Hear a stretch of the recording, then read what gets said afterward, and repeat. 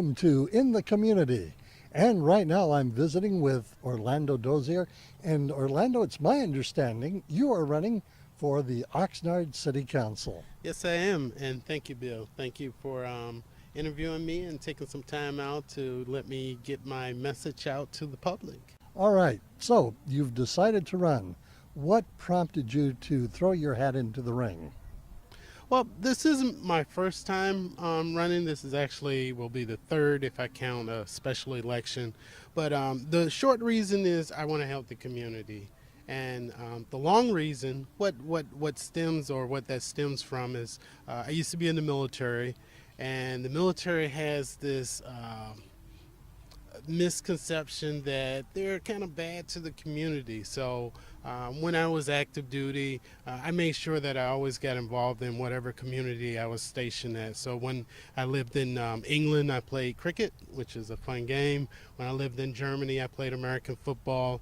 And every other community that I lived in, I always got in and I tried to help and get rid of that stereotype or that misconception and contribute. So once we finally moved here, I started out in the PTA because I was concerned with the size of the classes that our son was attending.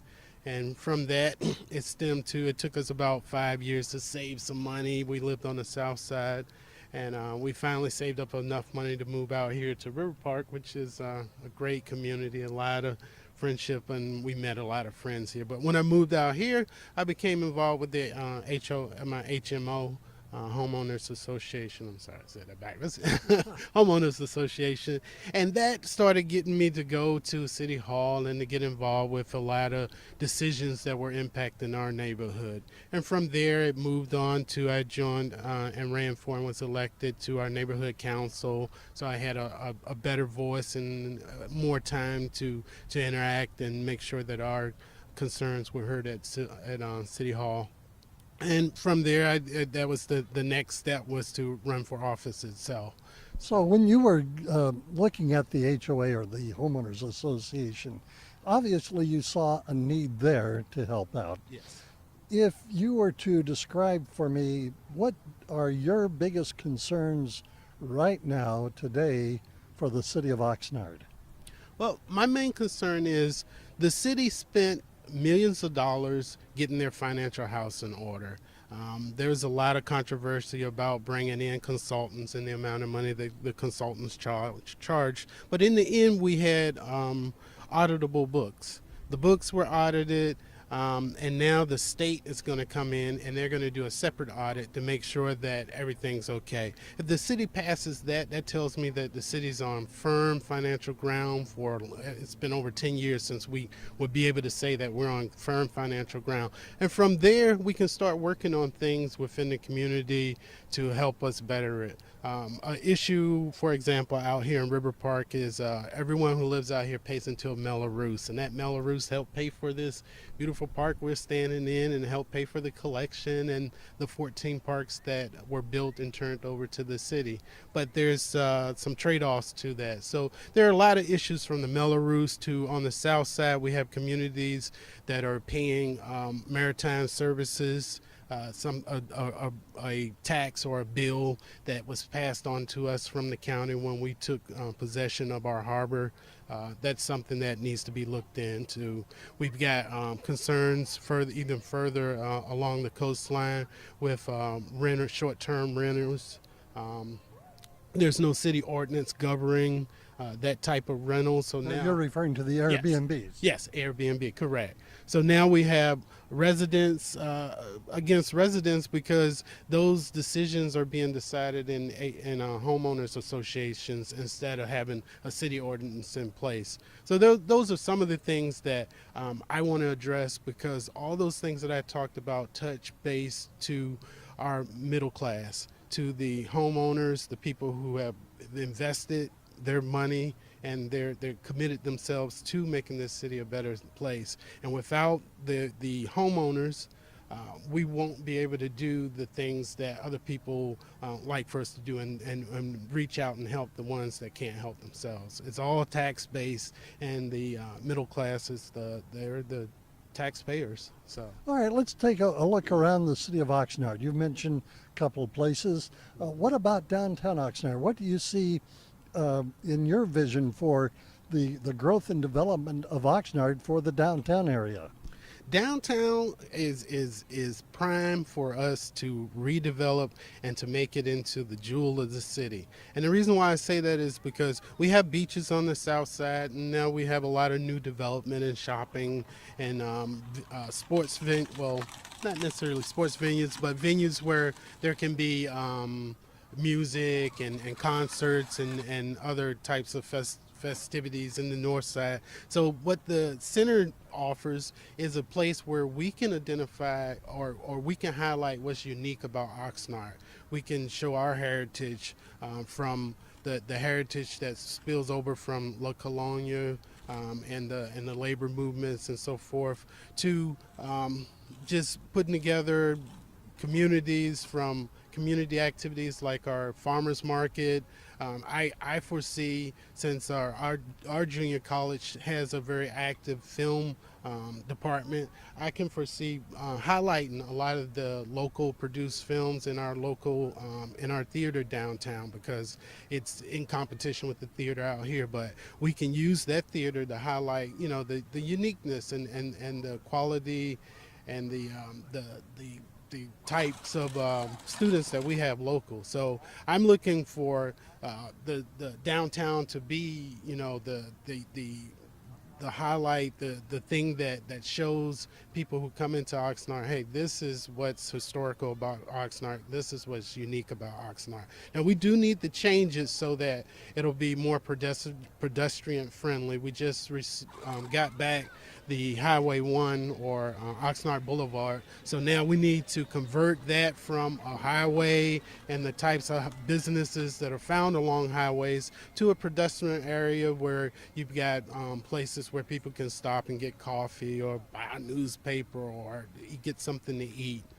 So. Well, certainly Centennial Plaza has, that's been part of the redevelopment there in Oxnard, and that's been pretty built up and quite successful. Yeah, yes, it is. But now what we need to do is expand it, because the park is, since it faces the backwards from Oxnard Boulevard, for people who are just traveling through the city, they may miss it. They don't even know it's there. So as we redevelop the whole downtowns, we can redevelop it in a format or in a way where it attracts foot traffic to that central part, and then from there they can span out and enjoy some of the other nice activities and events and restaurants that we have in our community. One of the things that the city of Oxnard has just undergone is really a transition in their police department, with Jerry Williams taking on the similar assignment now in Phoenix. What do you see for the future of the police department and providing police services for the city of Oxnard? That's another key issue that the voters are facing this November. We need to make sure that whoever we elect, I'm hoping it's me, takes the time to really learn and study the candidates, because there's going to be a nationwide search to replace our police chief. It could come from internal also. I'm not close enough to the process to know how that goes, but I would imagine that local candidates would also be included in that pool. But the next councilman is going, or council person is going to have to really do their homework and get to know these candidates so that they can vote for who they think will be best for our community. Chief Williams, I knew her. She was I think an excellent chief. She was here. She got us through some really hard times, some tragic events that happened, and she was that mediator between the public and the police force. I had the opportunity when I served as chairman of the Oxnard City Community Relations Committee to chair a lot of meetings where we brought together the police and we brought together the residents. And some of the meetings got a little out of hand and we had to gobble them closed. But during that whole time, I can say that Chief Williams and the police department and the officers that were there always stayed professional. They always kept good decorum, and they always kept everything in control, so that even though we couldn't come to an agreement, we did set up some opportunities where the public could sit down with the police force and they could discuss their problems. That's an issue that I'd like to promote more, that that I'm going to be looking for if I'm elected in a candidate, someone that has good communication skills with the public. Well, that would be, to me, it seems like a very natural thing to do, is to really reach out into the community. If you're elected city councilman, would you have community forums, town hall meetings, that kind of thing, where you'd invite the public in to perhaps air whatever grievance or concern that they might have? Yes, as much as possible. But I think it's more effective when the council member goes to the community. So I would love to show up at some of the neighborhood council meetings, to show up at some of the local events, at some of the ballparks and playgrounds and so forth. That's what I plan on doing. That's why I kind of picked this venue, because I like being out in the public and I like meeting people and talking to people, because I think if I come to you, you're more open and willing to really express to me what's going on. So the city does do a pretty good job of reaching out to the community and letting them know when there are public type projects that are about to start. And they do a decent job letting them know about city-sponsored festive activities. But, you know, there's room for improvement. Well, let's take this on the inverse. As you go out into the community, what are some of the concerns that you have heard that maybe the city council right now is not addressing in a timely fashion? Well, from the homeowner's side, there's a lot of concerns with how the taxes are collected and how they're spent. A lot of people are paying into the communities within Oxnard. They're kind of funded through a CFD, or I think it's a community funded development account or something like that. But that account is replenished with taxes that don't necessarily come from the residents that live in the area where that fund takes care of. So there's some things that need to be adjusted. Once again, I'll use River Park as an example, since River Park was is the furthest community north in Oxnard.